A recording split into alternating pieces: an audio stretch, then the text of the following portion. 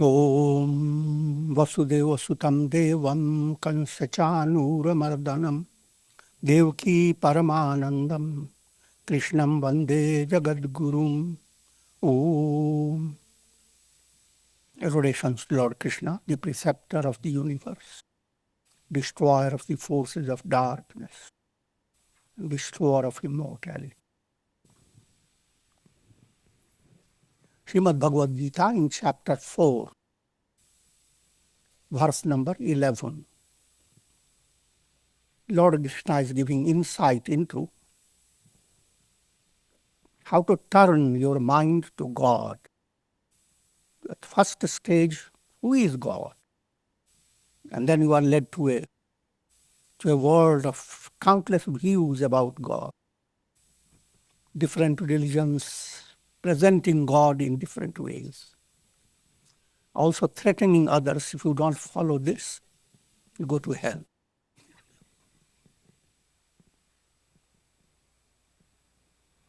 And Krishna's statement, you must not turn to other gods.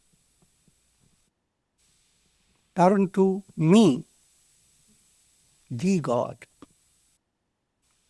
If you turn to other gods, you will go to other gods. But you will go on tumbling into the world of birth and death. If you come to me, you will be free of it. You will have bhoga and moksha, all that you want in the world, and liberation. Here and hereafter. On path of sadhana, your mind must have a clear understanding. Resolve that point. Never develop the idea, I have chosen a God is the God. And those people have not chosen that God.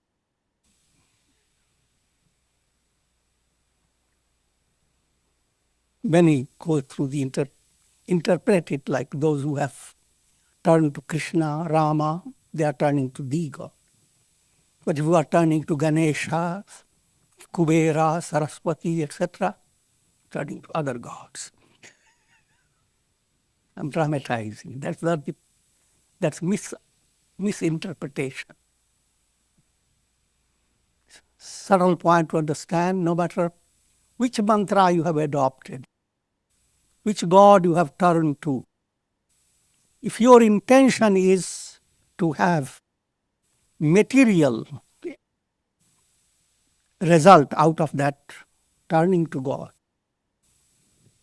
if it is sakāmya, based by your egoistic desire, egoistic desire goes in three ways: putreṣaṇā, vitteṣaṇā, lokeṣaṇā. Putreṣaṇā means be a human being as an instinctive human, male or female. Therefore, your basic desire to build up children, grandchildren, putreṣaṇā. So look at their faces. Even I'm gone, they are there. Their sons and grandsons, they are there. Putreṣaṇā. It gives you a sense of being perpetual.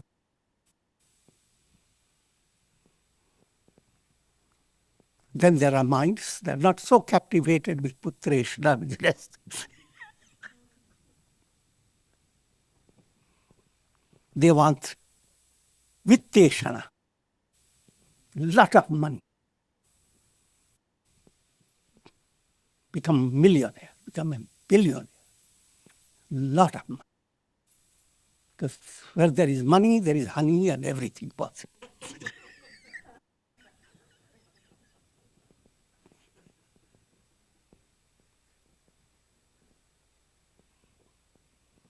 The world going after wealth.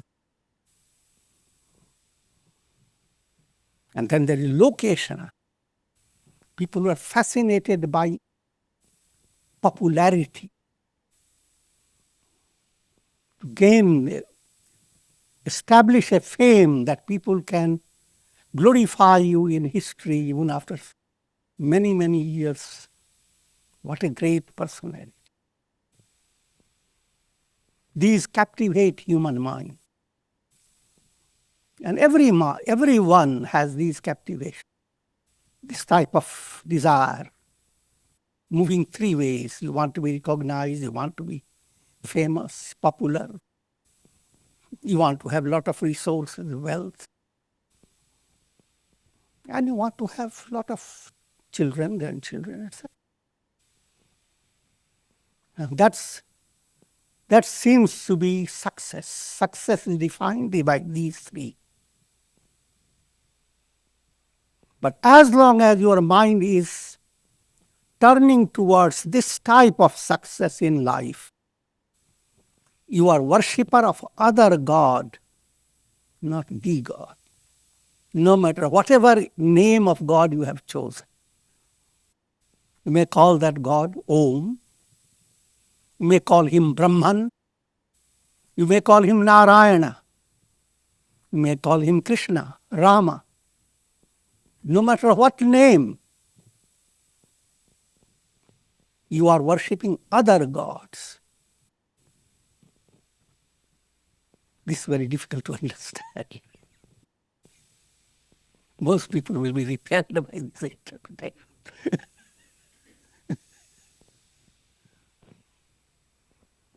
But if your mind has come to the understanding, the real goal in your life is not attaining things in these three ways, children and wealth and fame, but real goal is to be attuned to God. The attunement has three levels. Deha buddhyatu dasoham, to the extent your body become a fit instrument in divine hand. Jiva buddhyatu adanshaka, to the extent you are a soul, understand the soul within you is a ray of God. And therefore, continue to bring out godly qualities in abundance. And the deepest level, I am that. Turning to God has all these implied.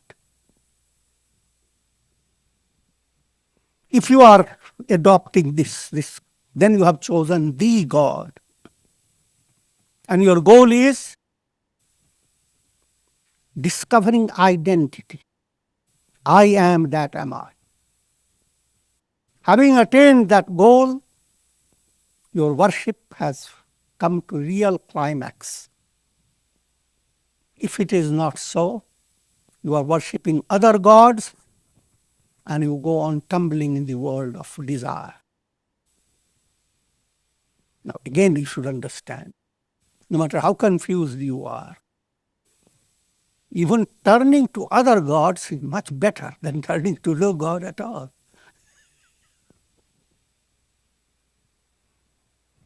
So though it is not the ideal state, it's just like a child trying to walk. Even though a child walks tumbling every now and then, it is better to tumble and walk and tumble and walk. Because that will make the child to walk better automatically. So no matter how limited may be your worship in the beginning, if you sustain it, no matter how limited may be the good concept of goodness, if you start building up within yourself, it creates a special fragrance. It's like the goodness is kind of a bee. It has proboscis. And the proboscis, there is honey. And the bee goes on after that honey. Though it is very close to its nose, it goes looking for it. Even while you are doing your sadhana in a lesser level, subtle smell of a higher joy begins to enter. Then you figure out how wonderful it is to have that higher level. That automatically goes on happening. Let me give you again another setting. Upāsanā begins with sagun sakār. Your mind, in order to turn to God, must have a practical support. Otherwise, turning to God becomes a lot of concepts. People go on fighting with each other. I have turned to the best God. My God has no name, no form. How can he have form? And you are turning to those pictures and statues. We're Buddha. Simple. Don't fall for all this. The idea is, those who say they are not turning to statues, etc., they are more drawn to statues. The minds are so filled with hatred towards the statues.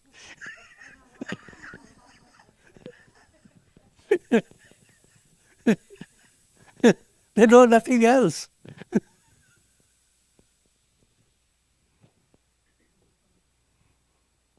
The practical point is, in a healthy upāsana, you must adopt something that the mind can touch, mind can feel, mind can hold, no matter how limited it is. If you want to jump into the ocean or a swimming lake, you should have a trampoline, something to hold on to in the beginning. Then you leave it and go to another level of support until you can swim without support. Same way, sagun sakār is the first step. And you can keep it continuous until the last. Only you are transcending.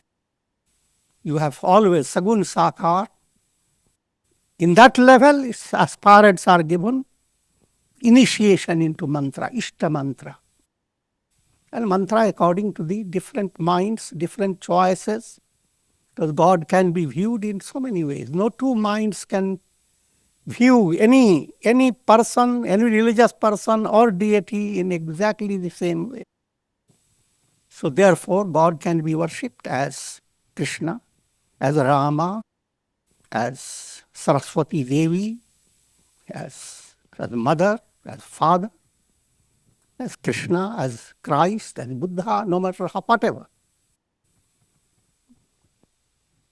And so in the beginning you have sagun sakār. Along with it, spiritual attributes. So if you are meditating on Krishna, reciting the mantras, looking at his face, imagine he is smiling on you and his grace is showering upon you. But at the same time, your bhavana, your internal understanding, he is Brahman, the Absolute, beyond names and forms. And at the deepest level, I and he are one. So you are not ignoring all that and rather opening a window to a bigger dimension. So sagun sakār opens the window to nirgun. Let me first. Sagun nirakār. Sagun means attributes. Nirakār, no form. And that's a natural development. First you are concentrating on how the deity look like. Allow your mind to be fascinated by his form, his color, or what he holds. And the mystical mantra should saturate your mind. But then you are led from that level to what he is representing. God as Krishna, as Rama, is joy absolute, bliss. His boundless love, boundless peace. Now if your mind has turned to all these great qualities have no form. So the mind is not interested in form anymore. The qualities are more real to you than the form. Dramatize it in the practical world. A child missing his mother. First stage, he must see the mother there right in front of him, seated on a chair or whichever way. Next stage, his mind goes after her face. What's the mother thinking? Then goes after his own heart, how he is feeling. Mother's form has gone away. But what the mother represents becomes more overpowering than her form. Likewise, from Sagun Sakar you have moved into Sagun Nirakar. Then from Sagun Nirakar you jump into Nirgun Nirakar. Nirgun means, Nirakar means no form. You are already accustomed to no form, but with lots of attributes. Mind is fascinated by attributes. New ideas come, new attributes come, and mind flutters with joy. But think of a state where mind has become exceedingly blissful. It becomes calm. It's like a lake that has become exceedingly calm. It is soaking in the immensity of space.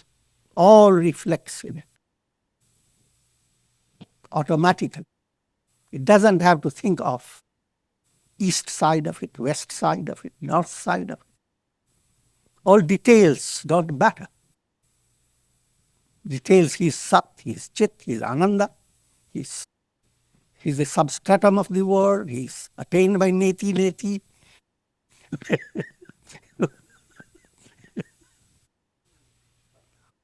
All that doesn't matter. And you become deeply involved with being absorbed. Then this is Nirgun Nirakar. At this stage, now you are next step is your enlightenment. The enlightenment is that's what meant implied with those who worship me, they come to me. Now have come to God. But pure worship is distracted. For material attainments, as I have explained, all those ashanas, the different types of desires. You are worshipping God, but not the God. Your worship is not directed towards liberation. Your worship is directed towards attaining fulfillment of your expectations, desires. It's just a fact. You are not being discouraged. If that is your stage of worship, go ahead. But know that this is not the God. You are worshipping other gods. But whatever you receive, don't give credit to the other gods. Give credit to the God.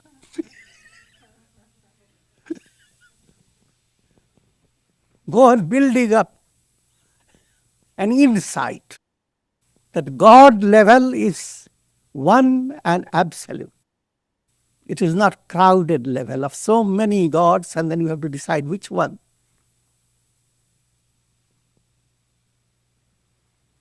All human beings follow my path in various ways. All people who worship God, no matter how limited, they are moving towards God, and they are receiving a reward or response from God. But depending upon the quality of your worship, your attainment is different. Your attainment has two great classifications, pravritti, nivritti.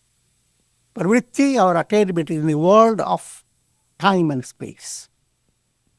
And nivritti, you are transcending the mind itself, becoming free of all illusion. Kāṅkṣantah karmanām siddhim yajanta iha devata Shipram hi manushe loke siddhir bhavati karmaja. Desire of success in various actions. People worship other gods. I have explained to you other gods. Because in this human world, success in action is gained easily. The term success in action simply implies that your mind is after attaining something in the world, not after attaining purity of heart and thereby realizing the self. And that's easy to human mind. Unless you have allowed your mind to be enriched by satsanga and your intellect to be sharpened by profound practice of vichar, assimilating the knowledge.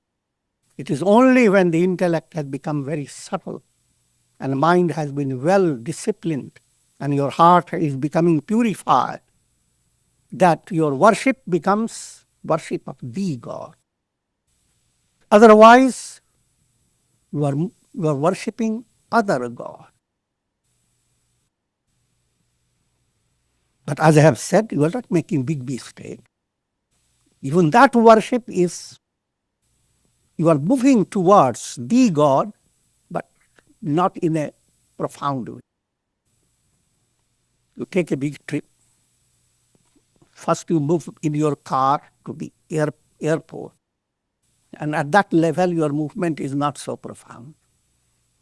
Get into the plane, your movement now is very profound.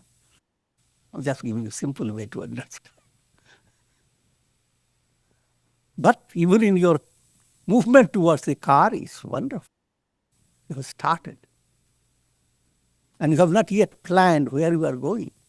At airport, you will try to decide that.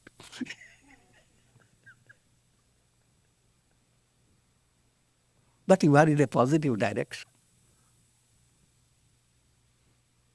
Shipram hi manushe loke siddhir bhavati karmaja.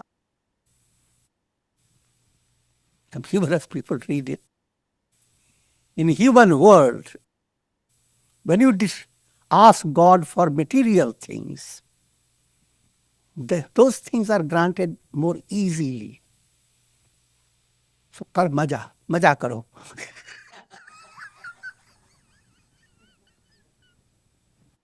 Enjoy your life.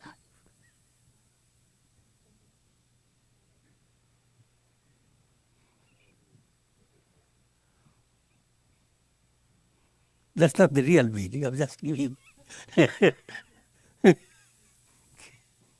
village interpretation. But at the same time, it has a subtle point. Worshipping God according to your desire, according to your wish, that's easier for you. And that worship makes you comfortable. So be comfortable with it.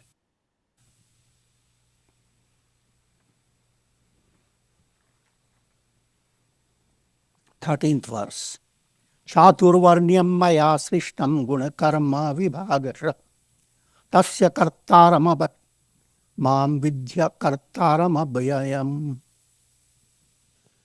The 4 classes of human beings are created by me on the basis of different gunas and karmas. Though I am their creator, know me to be actionless and imperishable. Lord Krishna is giving insight into the humanity, masses. Everyone has gained wherever you are on the basis of the way you have turned yourself towards God, led by your bhavana, your feeling. Jaki rahi bhavana jaisi, Prabhu murati dekhi tin taisi. In Rama comes And so many people are there looking at Rama at this stage. They all look at him in different ways. Demoniac people see in Rama something terrible. People desirous of wealth look at him, oh, auspicious. He made the day.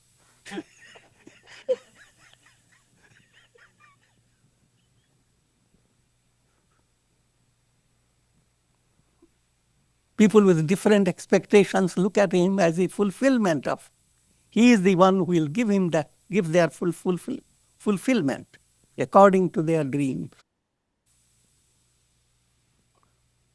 So people turn to God according to their bhavana, according to their feeling. God responds accordingly.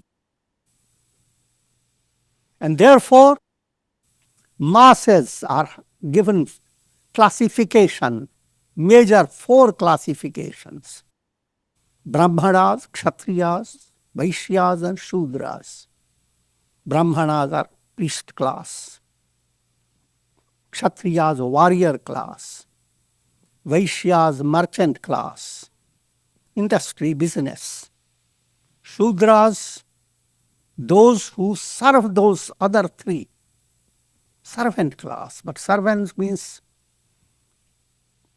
to put it in modern language, people who are interested in becoming secretary in different offices. To become a secretary to a pope or to a spiritual organization. You are a Shudra. Now you are associating with a Brahmana. You can be a secretary to a very political power. You are serving a Kshatriya or in a business department or just any type of service given to humanity. People had developed a kind of negative feeling towards Shudras, a kind of inferior. The great personalities of our times, like Gandhiji, they created another name, they called them Harijan. They are God's people. The Shudras were not called Shudras, they were called Harijan. That's just to make you understand that people are neither considered high or low on the basis of the type of job they have handled. Job handling is according to the way their karmas have fashioned their personality. If you have more of that sattva type of basis, more internalized, you are more interested in scriptures, more interested in going into details of studying various Puranas, etc., then you become Brahmana and you go on guiding others.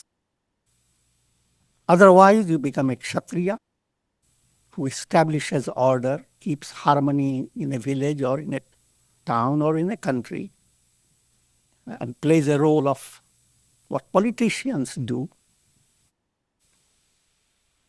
And then similarly, people who, led by their karmic process, know how to handle business. And they play a great role. And Shudras serve all of them. This classification, in India they have named it and they go on recognizing it and advertising it. But all over the world it is automatic. It's human psychology. Even in the same family, if you have 4 children, one may be a Brahmana, deeply interested in this internalized exploration of knowledge, scriptures. Another may be interested in getting to become a mayor or whatever, gain some power, popularity, and thereby help the society. Another may be a good accountant or business person. economy measure. And the other one just doesn't matter who. Let me get into anywhere. Help them, secretarial job. So all over the world, people are performing different functions along these 4 lines. These differences have come because of the 3 gunas. Some have little sattva more in them. They tend to be more internalized. That becomes their easy exploration.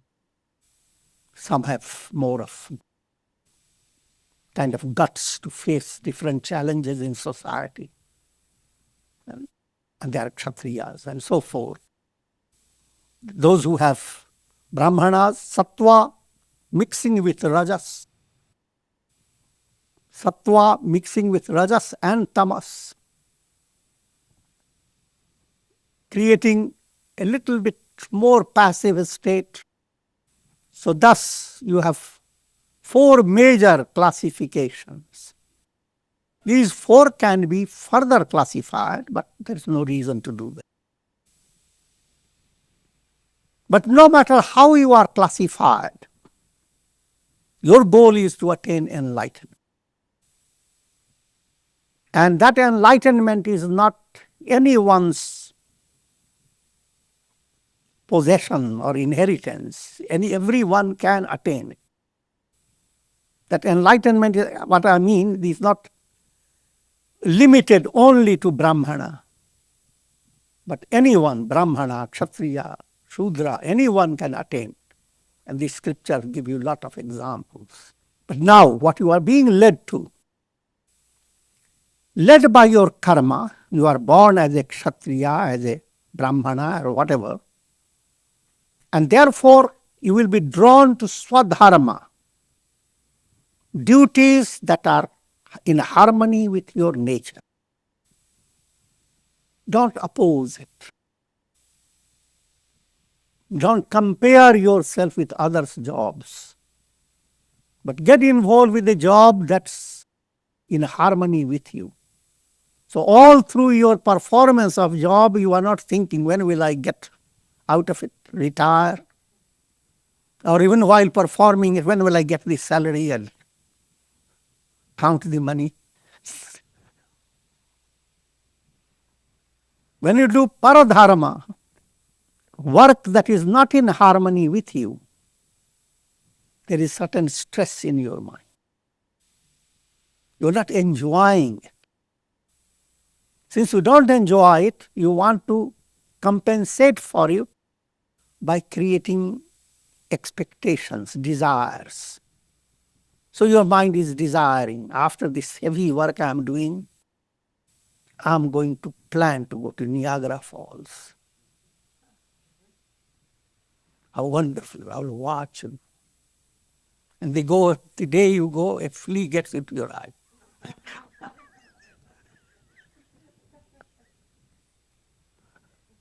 Niagara goes are cascading.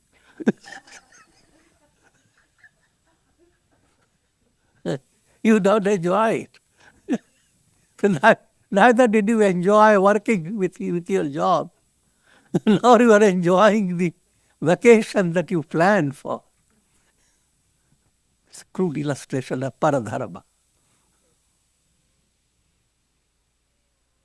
So, turning society to Svadharma is a powerful message all over the world. Make themselves interested in the job that comes easy to them.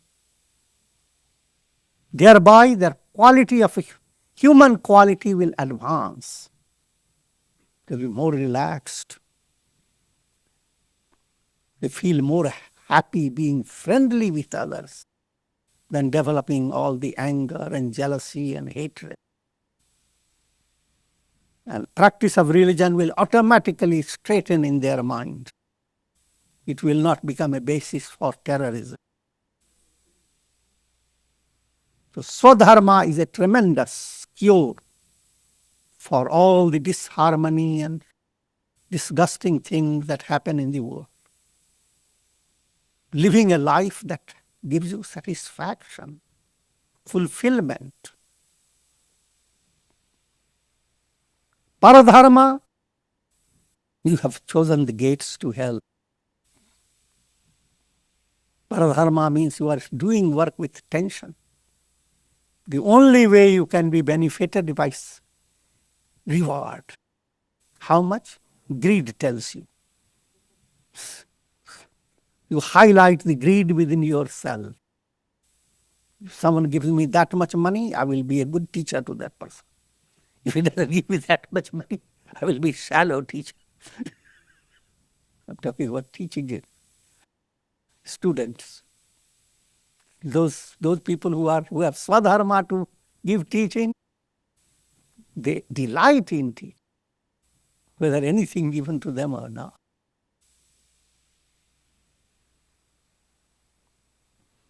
So that first to understand Svadharma and its value, its benefits. Next point, if you are performing Svadharma, you deserve to come to a higher rung.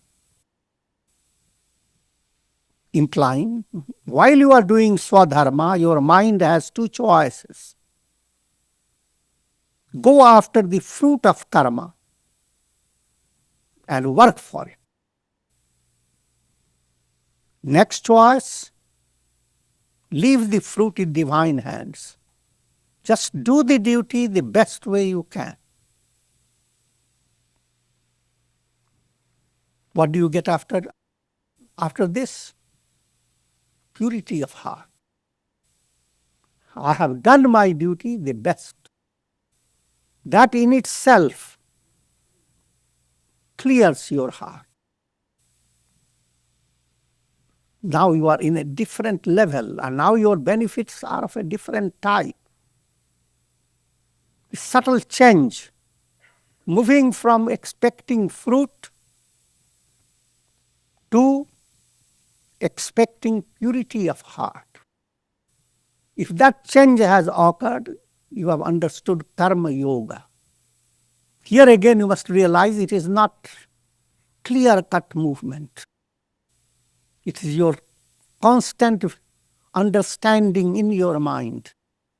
While doing your job day by day, move away from mind being agitated by external results and allow your mind to come closer and closer to God. This is a practice to be done day by day. It is not one day you have made a change. You will not come to Paradharma forever. Svadharma has become, and now you have made a big change. Karma yoga. Must realize all the changes are subtle. And you are not expected to become perfect, but in degrees. In degrees, your mind is more interested in purity of heart as you understand what the goal of life is. Coming close to God, having something that continues with you, doesn't end with your body. This being your goal, as you understand it, your karma is becoming more and more of karma yoga. Because you're not doing your karma just with a mind set that as a result of all this, I will see a building built here, 5-storied.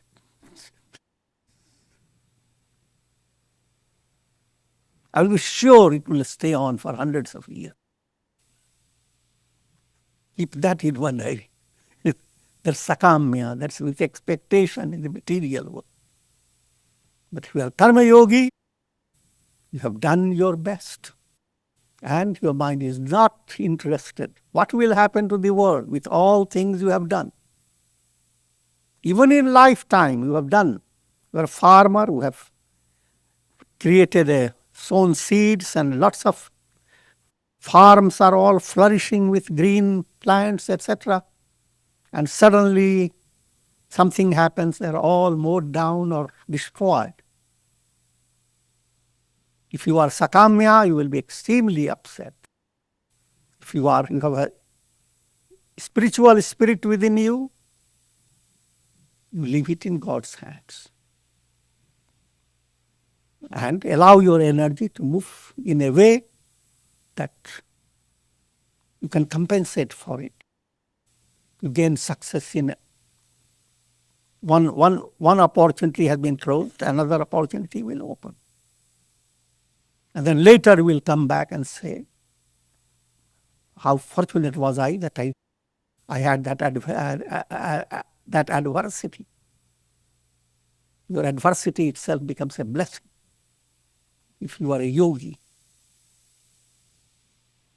If you are not a yogi, your prosperity becomes your worst curse.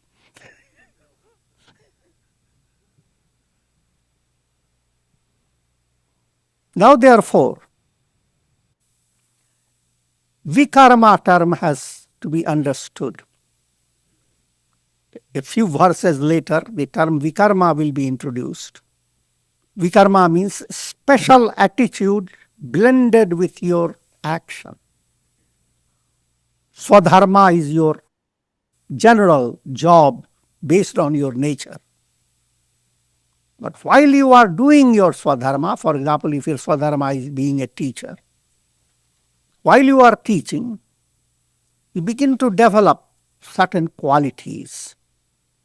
Shama, serenity of mind, control of senses, disciplining your mind, body, etc., called tapas, purity, peace.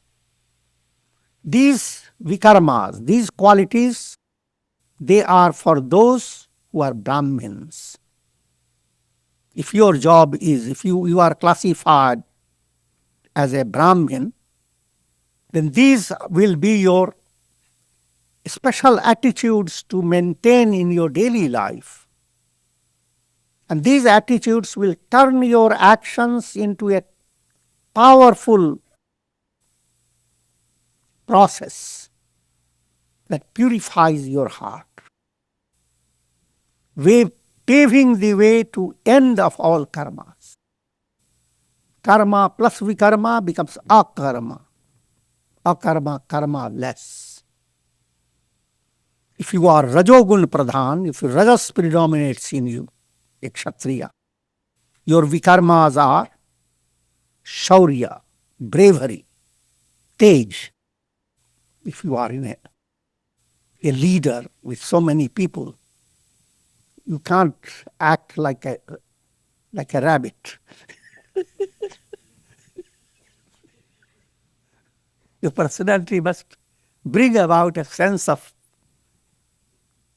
attraction, sense of influence in a positive way. Dhriti, firmness. Dakshita, dexterity in action. All these become your vikarmas.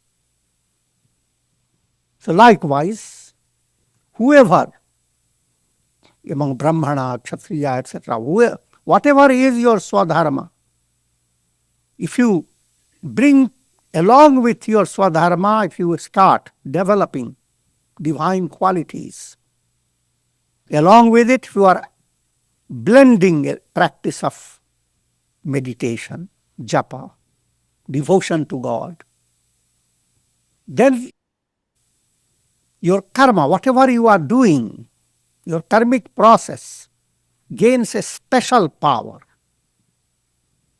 And that power is, as purity of a heart develops, your goal becomes attaining enlightenment, liberation.